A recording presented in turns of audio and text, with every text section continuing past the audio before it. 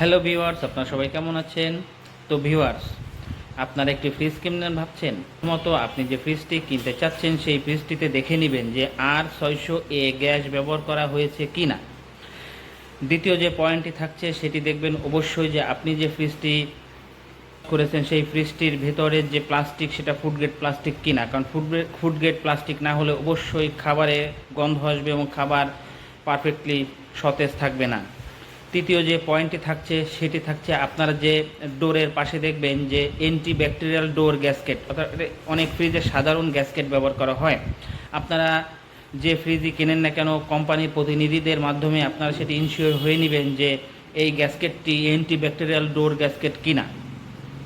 চতুর্থ যে টিপসটি থাকছে সেটি থাকছে আপনারা দেখবেন যে একটি ভালো মানের কম্প্রেসার ব্যবহার করা হয়েছে কিনা, এই ফ্রিজটাতে একটি ভালো মানের কম্প্রেসার ব্যবহার করা হয়েছে কিনা।